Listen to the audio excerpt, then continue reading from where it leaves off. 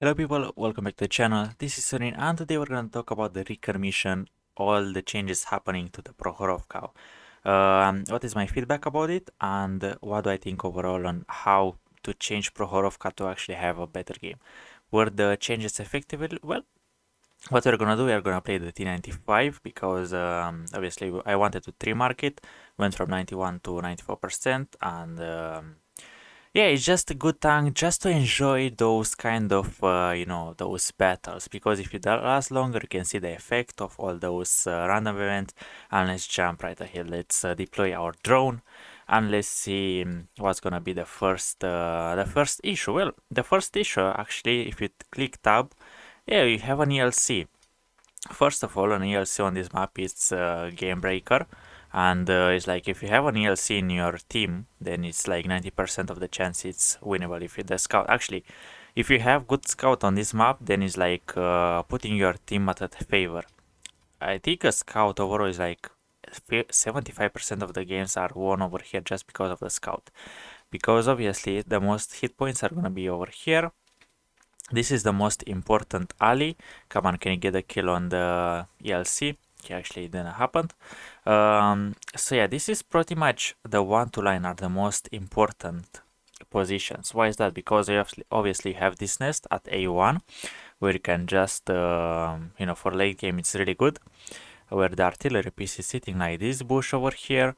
Over here you have the rubble. So if you get a tank over here, then it's like really hard to get it out. You have the bushes which cover you from this kind of position over here. So yeah, for beginning, you can take this. You can get cooldown for heavies and probably some medium tanks. And yeah, if you don't have a scout, then what's the point of playing here? You cannot really spot anything and you cannot do anything. Next, over here, the first event, what is actually going to happen for players that are playing here and also people that are playing here.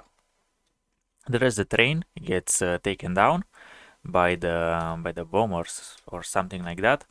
So it creates you some cover from people that are playing here. Actually, no, that people are playing here from this side, from the upper side, from the north span. You get cover from people playing here, and also you kind of those people actually get an advantage as well, because obviously you can play over here. You can pretty much safely pick against those guys.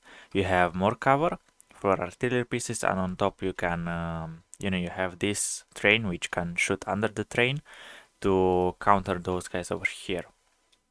In my opinion, this is a good change. It is annoying for the people that are playing from the north spawn, but it's harder to take those guys out. It's like from here, the A phase 1 is mostly frontal versus the people that are playing in this bush. So kind of greatly, you do have this rubble over here, but once again, you can shoot under it if you get lucky. But on the other side, if you want to shoot the people on the hill, you just expose half of your tank on the side of your tank, which is a bit unlucky. Next, so as I mentioned about this thing over here, it is like, I don't know, if you win this, is, I don't know, like 10% chance of winning the game. It doesn't really, if you win this, then obviously you have this position and can just help the guys over here, but well, you can get some crossfire among the 1-2 line, but you'll get the point of why I say the 1-2 line is overpowered. Next, the second event is gonna happen over here on the, well, it's gonna really happen, it's gonna probably, is like really random how those are gonna happen. But there is a plane, and this position cannot really be countered. It's like once you're getting over here cooldown, yeah, you're pretty much those guys, like where the A phase 1, they cannot really shoot at you. So over here, if you're gonna get yourself in here, you're gonna be really into cover, and those guys over here that are playing over here, they are not gonna be enjoying themselves because they're gonna get shot from people where the S-Conk used to be. And oh no, the event just happened. So yeah, people where the S-Conk and E10 are playing, they can still get some free shots into you. So once this event is happening and people are pushing into you, you either should flee, go back, or you just need to push and try to make them like I don't know, try to make them get into the crossfire with the A phase 1, for example. So yeah, this position from the southern spine, it feels a bit OP. But yeah, once again, let's say you are playing the southern spawn and somehow you manage to secure the victory on this side. Um, Obviously, you can get cooldown over here, which is fine. If your team are gonna spot this way, then you're gonna be helpful. If not, you just stay over here for I don't know 10 minutes and just do nothing. The same goes here. Once you get into this ditch, the gameplay is like you can farm everyone that is playing here, and yeah, once again you're stuck. Once again, if you push, you're gonna get spotted. You're gonna die. The same goes over here. You push, you're gonna die because obviously you're not gonna bet when there are like 15 people into this area. Yeah, it's like you're not gonna make it from here to here anyways. Next, let's talk about the other situation where you actually push over here. So let's say you won this side of the map. Let's say you won this. Let's say you won that, and you are just gonna enjoy yourself and go to this position over here. Yeah, you're gonna get to this position and do what? You cannot really get cooldown anywhere because obviously this thing is really steep, and you will not have the vision. You cannot push because it's like an open field. You cannot really get. Actually, you can get over here and just try to be annoying, use those pushes, but still, you really need like a CVS to take down people that are actually playing like in those deep pushes. So now you get the point. You get my point. If you are playing from lane 3 all the way to 0, there's like no point. It doesn't guarantee you win. The main event, the main battle is happening over here on the 1 and 2 line. So what's happening? Well, there are two lane clashing. You have, what do you have? All the bushes are getting taken down. You create cover, which is really nice.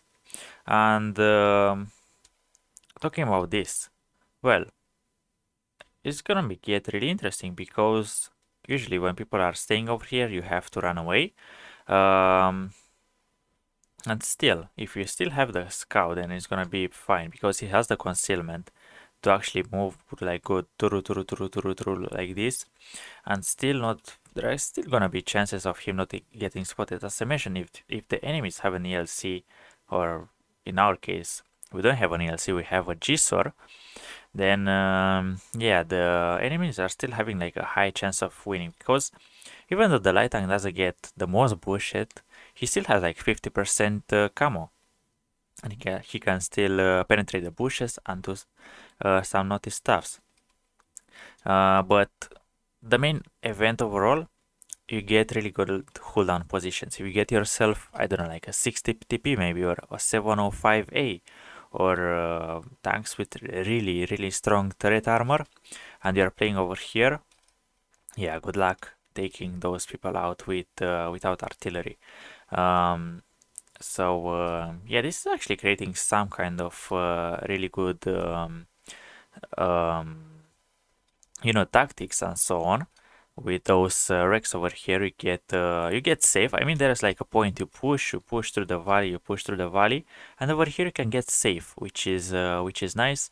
After that, you feel like everything is fine. You can just push some more. After that, you go to this point where, well, obviously the terrain is not really that flat anymore, and people are just gonna be like cooldown over here. They're gonna be sneaky, hiding somewhere, and once again you reach a stalemate. So yeah, the Prokhorovka map, as I mentioned, is gonna be like this thing is the hardest thing to balance, and Obviously, because the light tanks is like, personally, I will ban the LC 190 from this map, or actually my best opinion would be to, to completely ban the map. As I said, there are so many. The 1-2 line is so important that obviously everyone's just defending them with their like soul, and sometimes you usually get like draws on this map. This is, I think, the map with the highest kind of draw percentage. So yeah, I mean, if you have two Prohorovka map in 1 hour, then 30 minutes of your boosters are gonna be going by just, staying in the bush. And what I'm actually doing, I actually dealt 0 damage because yeah. Okay, that's quite funny. That's interesting. I mean, I'm trying to snipe at people, but it's like everyone it's just good position. So what is happening? Well, they won the 6-0 line. But yeah, they won the line, but they still cannot do anything about it. There's like that Kunze Panzer. He's getting countered by the VZ. But still, if you have that Kunze Panzer, there is like nothing really he can do. It's like he's 450 meter-ish, so he cannot spot. Um, those guys over here are, they are cooldown. You cannot really counter them from here, and they cannot really spot you as well. So yeah, those 1-2 lines are, as I mentioned, they are so hard to dig out. Usually using my T95, I really like to push into this kind of like late game. When my team is winning, I get myself like tons of assistance. But other than that, there's like, you can't really be aggressive on this map. It's like you push, you lose. This is the real thing about this map. Come on, yes. Oh, whoo, clutch shot. There is our one of the two lights out, and we finally managed to do like 400 damage. At least our mark of excellence could potentially not go down. And come on, we're waiting. Oh, those guys got tiny touch closer. Ah, come on. This is a joke, isn't it? Let's go actually like, can you go to the drone? Come on. Okay, there we go. Let's go with the drone. So yeah, as you can see, those guys are like using those Rex. I mean, like, look at this. This guy is just chilling over here. He's picking with his turret. 60 TP is going aggressive, and as I mentioned, those guys use those rubbles over here, and now they're just playing aggressive. He's 160 meters. He's going very close. We're waiting to connect our shell. Come on, 120 meters. Everyone's just we lost pretty much like 90% of the map, and he's going down. We get spotted. It's like now we get counter from any kind of direction. We're trying to be, to stay focused. There is an guy over there pushing sideways. And guys, look at this, 8 minutes on the clock.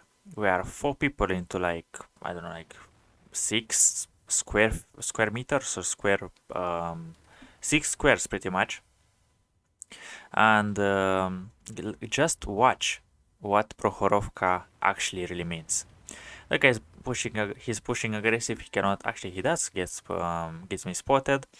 People are trying to shoot me. They cannot really penetrate. The artillery is being annoying. We actually don't have a medkit, which is kind of interesting. There is a guy into our back, but I'm really safe. As I mentioned, this hill, this position over here, it is so damn good. And on top of that, there is like this guy over here that is gonna do so much work. I mean, this position is actually really insane. He has also tons of vegetation. This position is, once again, you can get over here and just, annoy everyone from the map. And people are just pushing in. This guy is spotted. I don't get spotted. And people are very close to me. They're like 100 meters. And there is the ELC as well. Come on, can you get the ELC? Perfect. That is perfect gameplay. We are 3 people. 3 people versus, I believe that was 2, 4, 6, 8, 10. I think that was a 3 versus 10.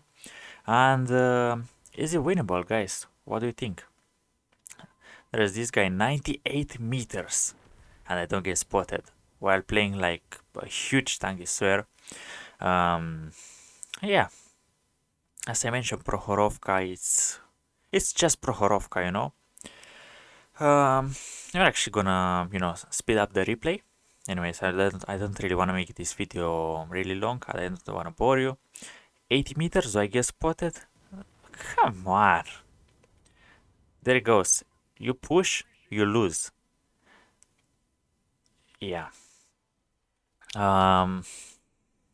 There is no way you can balance this position nor the K2 position. There is no way that is possible to do.